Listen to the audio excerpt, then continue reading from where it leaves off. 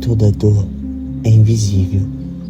Às vezes o bullying começa em um simples apelido, mas palavras ecoam.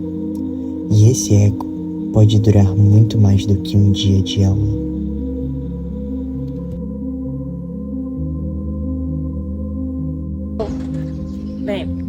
Me lembro bem. As coisas que marcam o sentimento geralmente ficam gravadas. Começou com brincadeira, né? De alguns amigos meus. Como eu era pequenininho, né? Tinha uns 6 anos. Tava na escola. Aí começa assim, né? Sempre um amiguinho. Nossa, você é muito gordinho, hein? Nossa, meu Deus, todo mundo para de comer. Que é isso? Bocão. Não. Isso acaba que vai afetando, né? Mas como era amigos, assim, ter essas, né? A gente acaba relevando mais. Acaba machucando bastante. Lembro. Porque eu sempre fui muito magra, né? E aí os meus colegas, aí teve uma época do ensino da educação infantil para o ensino fundamental, que eu acho que eu dei uma espichada e eu fiquei mais magra ainda. Então os meus colegas, eles faziam muito brincadeiras com a questão da minha magreza. Eu era criança, então não tem um momento exato.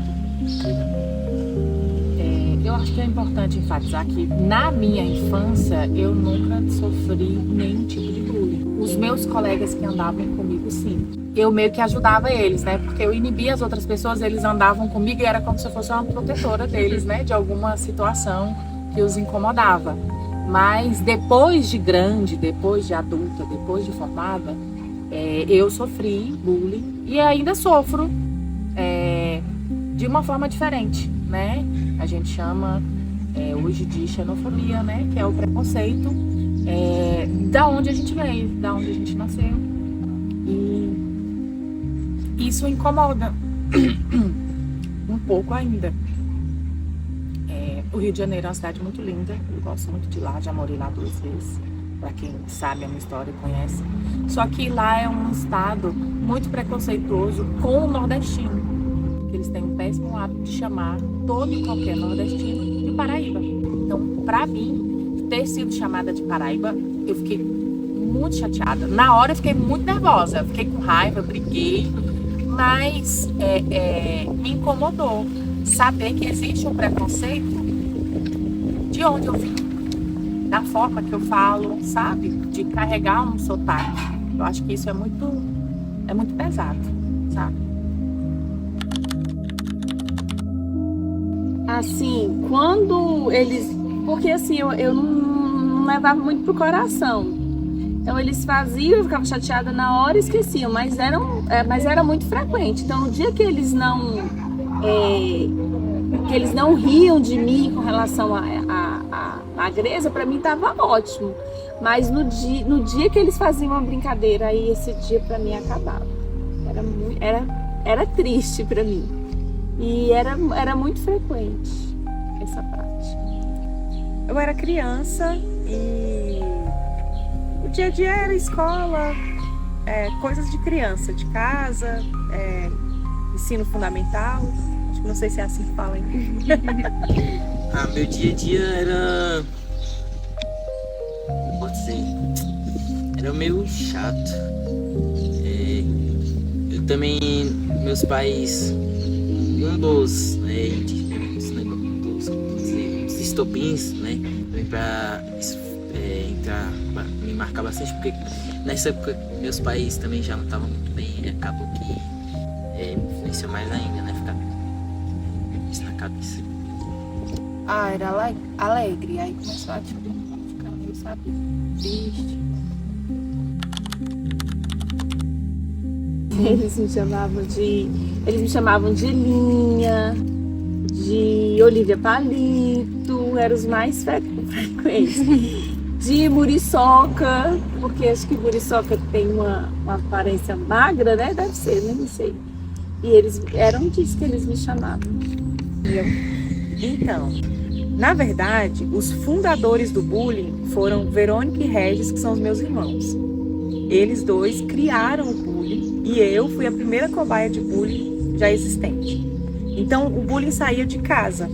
Como eu era assim, bem fortinha e tinha a pele um pouco mais clara e eles dois morenos e bem magrinhos, eu era chamada de baleia, de menina que veio do lixo e essas coisas. E por mais que parecesse brincadeira, isso reverberou para o meu inconsciente na minha vida de adolescente e a vida adulta também. Ah, era a comparação, né, com certas coisas. Tipo, querer me regrar, por eu estar comendo demais. Tipo, para de comer, Isaac, pelo amor de Deus, tu vai ficar imenso, tu vai ficar enorme. Então, não foi só uma vez, né? Porque eu usava óculos, aí ficavam me chamando de 4 horas. Apesar que, tipo, hoje em dia, quando eu conto isso, todo mundo acha que é besteira. Mas me afetava bastante. Aí, inclusive, tem problema de vista. Quando eu tô com dor de cabeça, é por causa do problema de vista. E também por causa do meu peso. Por mais que muita gente fala, ai, que você tem um corpo bonito, que não sei o quê. Eu fico com um pé atrás. Um pé não, né? Um monte. Por conta disso.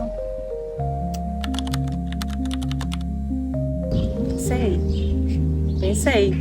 Na verdade, você tem uma tendência a caber dentro desse papel. Se eles diziam que eu era a baleia, a menina que veio do lixo, que não era querida por ninguém, isso acaba que você interioriza isso e acaba pensando que isso realmente é verdade.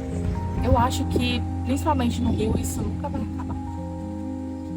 Essa tratativa de chamar as pessoas assim, porque muitas pessoas se inibem, muitas pessoas abaixam a cabeça e acham que é normal ou preferem, sabe, não lutar contra isso. Eu pensei. Eu até tinha muita vergonha de mostrar meu corpo, por conta disso, né? Meus estudos não afetou, mas a minha autoestima afetou até o ponto de eu tomar remédio para engordar. Quando eu fui do ensino fundamental para o ensino médio, eu continuei muito magra. E aí eu comecei a falar com a minha mãe e a minha mãe falava, não, você tem que engordar mesmo, então vamos comprar uns remédios para engordar. E aí eu tomei vários remédios para engordar e cheguei até a engordar um pouquinho, mas não engordei tanto assim não. Muito. Até pouco tempo atrás eu tinha muita dificuldade de falar em público por medo do que as pessoas iam ver referente à minha aparência. Olha, no começo eu senti um impacto muito grande, porque é muito ruim você não ser caracterizado como você é. É como se você tivesse, sei lá, estudado muito e você fosse chamado de burro. Como assim? Sabe? Então é como se isso não passasse. Me incomodou no começo, mas se a gente for levar para uma tratativa, eu não sei quem é. Porque o Nordeste é tão grande. Ser da Paraíba não é uma ofensa, mas chamar todo mundo de Paraíba. Mais ou menos, porque acaba que quem fazia essas brincadeiras eram mais pessoas que estavam ali no meu ciclo, né? E acabou que, pô, sei lá, achava isso paia, um amigo meu ficar falando isso pra mim, aí não me afetou muito, mas afetava de um jeito ou de outro, sabe? Eu acho que com a pessoa que fez em si, eu nunca tive aquele contato todo. Na escola, creio que não afetou e autoestima demais até hoje. Então, o que me fez perceber que eu precisava reagir? Na realidade, a minha reação, porque eu não tive nenhuma reação, eu sofria calada e não compartilhava com ninguém. A única pessoa que eu compartilhava era com a minha mãe, mas também não falava pra minha mãe que eu estava sofrendo bullying, porque naquela época eu não tinha essa prática. Tinha a prática, mas não tinha esse não se tratava o bullying. E aí, como que eu reagi? Eu reagi como eu falei pra vocês. Eu falei, vou engordar, porque a única solução pra mim é engordar. E aí eu engordei um pouquinho, quando eu fui pro ensino médio já tava um pouquinho mais, né? Um pouquinho. E essa foi a forma que eu reagi, mas não teve outro. Não cheguei na direção pra falar, os professores viam e faziam vista grossa, porque não era trabalhado, não tinha esse trabalho efetivo na escola. Que aquilo não era uma verdade, né? Era uma brincadeira de criança que deu errado. Eles também eram crianças, eu era criança, E eu não era aquela pessoa, não vim do lixo, não era baleia. E esse ponto de virada às vezes vem quando você começa a se olhar de fato, enxergar a sua própria capacidade. Eu acho que mostrar para as pessoas, ou para quem na época me chamou, várias pessoas, né? Que primeiro, Paraíba é um estado, uma região geográfica, não é uma pessoa, né? E não é um sentimento. Então eu acho que quando a gente tem um conhecimento, a gente responde com educação, e essa é a melhor arma que a gente pode ter contra o preconceito, nesse caso.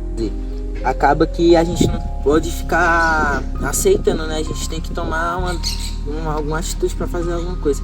Eu não me lembro muito bem o que eu fiz, mas foi com o passar do tempo, acabei que eu fui deixando mais de lado, né? Que estavam falando, e fui focar mais em mim, porque se eu fosse focar no que as outras pessoas falariam, eu poderia acabar até caindo no depressão. Quando eu sofri bullying, quando eu usava óculos, eu era criança, então eu acabei perguntando com a minha mãe. E ela sempre falava pra mim não ligar, pra não dar ouvidos. A minha mãe que me deu remédio pra engordar. Terapia, coaching que eu fiz na época, meu marido principalmente, acho que foi a pessoa que mais me ajudou, porque é uma pessoa que me ama e de fato enxerga em mim as qualidades que às vezes eu não consigo ver. Infelizmente não. Outros que são chamados de Paraíba, como eu, que estavam juntos, falaram: prima, deixa isso quieto, não compensa mexer com isso, sabe? Porque talvez não pesassem para eles, porque já estavam acostumados. Eu acho que acostumar a ser menosprezado ou ser diminuído. Minha mãe e meu pai, eles me apoiavam bastante. Apesar de ter algumas briguinhas desse lá, mas eles sempre estavam do meu lado para me ajudar.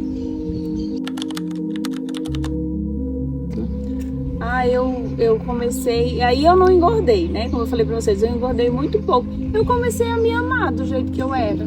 Eu comecei a ver os pontos positivos de uma pessoa que eles chamavam, né? De Olivia Palito. Eu falei, quais os benefícios que o Olivia Palito teve? E comecei a me amar, comecei a gostar de mim como eu era, porque em alguns momentos eu cheguei a chorar em casa sozinha, mas eu não contava pra ninguém, eu não compartilhava com ninguém. Eu falava, gente, eu sou muito feia, e eu ficava olhando para as meninas que eram um pouquinho mais cheinhas, né? E eu falava assim, quantas vezes eu olhava e falava assim, eu queria ser daquele jeito, daquele outro jeito, queria tanto engordar um pouquinho. E comia, só que... E aí eu comecei a ver os pontos positivos de ser uma pessoa magra e parei de me importar. Teve um tempo que eu falei, não, eu sou como eu sou, eu me amo como eu sou. E eu acho que eu mesmo, sem psicólogo, sem apoio de sócio, sem apoio de professor, de diretor, de qualquer outra coisa, eu superei por mim mesma. Eu acho que primeiro a gente tem que se reconhecer, saber de onde a gente veio, quais são as nossas origens, para que isso não nos afete. Porque se você for juntar um preconceito de qualquer forma que for, ou qualquer palavra que diminua a sua autoestima, se você não tiver uma mente boa, você acaba no caminho. Você acaba se isolando, você acaba deixando de frequentar lugares que você gosta, por esses motivos. Então, quando a gente se conhece, a gente sabe de onde veio, a gente sabe da nossa luta, a gente conhece a família, a gente sabe de onde vem o nosso apoio, eu acho que isso fortalece muito. O bullying, né, ele mostra quem realmente a pessoa é. Então, muitas das vezes a pessoa olha para outra e ela fala, pô, aquela pessoa deve ser tranquila, gente, mas nunca se sabe o que é que passa pela cabeça da pessoa. Então, pode ser a qualquer momento, ela pode soltar uma brincadeira pesadíssima. Então, a gente nunca pode esperar nada de ninguém, né? A gente nunca sabe como é que é o ser humano. Já por mim, eu vi que, poxa, é uma coisa difícil, sabe? É difícil de lidar, ainda mais quando você é a vítima. Porque quando você é o agressor, você faz a piada, todo mundo ri, todo mundo acha engraçado e não tá nem aí. Mas pra você que é a vítima, você acaba se sentindo muito mal. Que às vezes as pessoas estão no mecanismo de defesa, sabe? E aí Muitas vezes, se você pega um animal raivoso, a defesa dele é o ataque. E o bullying é um ataque que às vezes pode ser uma brincadeira para alguns, mas que ofende lá dentro do íntimo, na alma, chega no inconsciente e te causa muitos problemas. Sobre mim é que eu sou capaz de superar. Hoje eu me vejo na frente de muitos alunos, às vezes em alguns palcos, e eu consigo ficar lá e consigo me sair bem, porque eu superei tudo isso.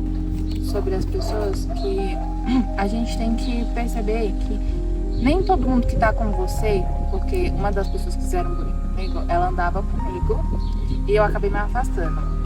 Nem todo mundo que tá com você vai te dar aquele apoio todo que você precisa, aquela confiança que uma amizade tem, né? Porque se você quer ter uma amizade com alguém, você precisa ter confiança nela. Acho que todo mundo tem que se amar. Eu diria para procurar uma ajuda, porque às vezes nem todas as pessoas têm uma inteligência emocional que eu tive na adolescência, porque eu acho que eu fui inteligente emocionalmente para superar, e superei de verdade. Eu acho que procuraria alguém, né, uma ajuda, e de certa forma, sabe, eu acho que quando a gente se ama e a gente se aceita do jeito que a gente é, o que as pessoas falam, elas não tem muita importância pra gente. A gente consegue superar, né? A gente consegue se amar, a gente consegue se valorizar e não se importar tanto com a opinião dos outros. Mas eu penso que a pessoa também tem que falar, precisa falar, né? Porque essas pessoas que cometem essa prática, elas precisam de alguma forma se conscientizar que não é para fazer. Que nem tudo que dizem é verdade, que é um ataque de alguém que está frustrado com alguma coisa, está descontando em você e você precisa superar. Confie nas pessoas que amam você, de fato, que aquela pessoa que realmente te ama, você sabe, você sente, confia nessa pessoa, conversa, não se isole, não acredita em quem faz bullying com você, porque não é verdade. Olha, eu diria que a primeira coisa é não se calar. Eu acho que quando a gente cala, a gente acaba pegando isso pra gente. Então, eu acho que a primeira resposta, ela tem que ser imediata, sabe? Você não aceitar. É você simplesmente virar e falar assim: o que tá acontecendo? Por que você tá me tratando assim? O que eu fiz pra você? Sabe? Porque isso já dá uma desmontada na estrutura da pessoa. Porque quando a gente cala e sai, aquilo fica remoendo. E aquilo que poderia ser um reflexo, um espelho que bate e volta, você guarda pra dentro de você e outras pessoas vão falando e aquilo vai te dando gatilhos de palavras, de estímulos, de acontecimento, de lugares, e isso só cresce. Então eu acho que uma resposta imediata funciona. Ter um apoio familiar, conversar com seus familiares, conversar com pessoas de confiança, procurar ajuda psicológica também, porque muitas das vezes ajuda a conversar com alguém, tentar, né, falar com o agressor. Apesar de muitas das vezes, hoje em dia, você tentar conversar e a pessoa te levar na chacota, é melhor você falar que não tá gostando de tal brincadeira do que aceitar essa brincadeira. Então, muitas das pessoas, elas aceitam essas brincadeiras por não conseguirem falar o que estão sentindo. E isso acaba que a pessoa se resguarda muito. Ela acaba tendo aquele medo de se socializar com alguém. Tipo, eu vou falar com aquela pessoa, mas eu não vou falar porque ela vai brincar com o meu cabelo, ela vai brincar com a minha cor, ela vai falar da minha estatura. Então acaba que machuca, né? Eu falaria pra ela não ligar, porque nem todo mundo é perfeito e nem todo mundo tem o direito de falar sobre a pessoa, tipo, que você tá fora do peso, ou que você usa óculos, por exemplo, né? Tipo, ninguém tem esse direito de falar, porque ninguém é perfeito, né? Somos seres humanos e um ser humano, ele não é perfeito.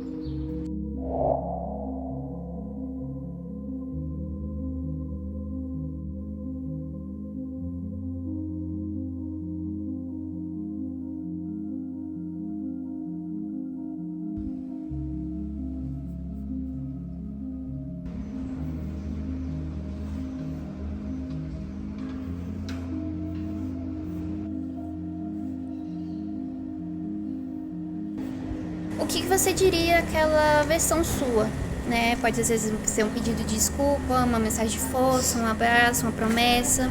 E imaginar que essa criança, essa adolescente está te ouvindo agora. Não é uma carta, mas é uma frase. Você gostaria de compartilhar o que você escreveu, o desenho? Bom, o desenho sou eu, na minha casa da infância. E o que eu disse para ela assim: oi Fabi, que bom falar com você. Saiba que vai ficar tudo bem. Nós vamos crescer, somos inteligentes e temos uma família que é só nossa. Você vai ter um marido que te ama e 2 filhos lindos, até um cachorro. Os momentos difíceis vão passar. Te amo, você é uma criança linda. Aqui é uma infância, né? Como se fossem crianças brincando na rua, se divertindo e pensando o que seria da minha vida, como eu ia viver, aonde eu ia morar, o que eu ia fazer. E aí, era uma dúvida, né? E hoje eu posso falar para essa criança minha que eu consegui tudo que eu queria, graças a Deus. Você é linda, não precisa ficar ligando para a opinião dos outros. Quero te pedir desculpa por não ter sido forte por todos os momentos de angústia que vivemos, que só nós duas sabemos como foi. Hoje não posso alegar que tudo que passou ficou bem, pois estaria mentindo para nós duas. A única coisa que veio agora na minha mente foi com relação ao sentimento, né?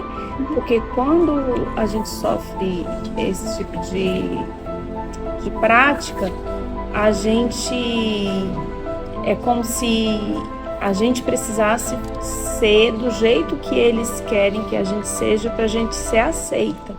E essa prática faz com que a gente se sinta excluída. E aí o que eu escrevi é o sentimento que me veio lá, né, do passado, foi que eu não preciso ser do jeito que eles queriam que eu fosse para que eu fosse aceita. E assim, é certo que eles, né, faziam, riam, brincavam, mas eu também tinha pessoas que me aceitavam do jeito que eu era. Então a gente só olha, às vezes, mesmo para o negativo, né? Porque eu poderia, naquela época, ter ignorado e não me importado, mas eu me importei. Porque eu olhei para quem estava me criticando, eu não olhei para quem me valorizava ou para quem gostava de mim e me aceitava do jeito que eu era. E aí a reflexão é que a gente não tem que se importar com tudo que os outros pensam ou com o que as pessoas acham a nosso respeito, né? Porque vai ter sempre pessoas que vai criticar, que vai falar, que vai tentar nos diminuir, né? Hoje você conversou com a pessoa mais importante da sua vida, que é você mesma. Que essa carta, ela lembre de que você foi forte e que este passado não define quem você é. E que a sua dor, ela não é vergonha, é parte da força que você quer. E que sempre é tempo de se olhar com mais carinho. Parabéns por ser coragem, por ter escolhido o recomeço, por lembrar que o passado não paga quem você é, ele molda quem você se torna. E que sua história continue inspirando quem ainda está no escuro. Acredita que também pode brilhar.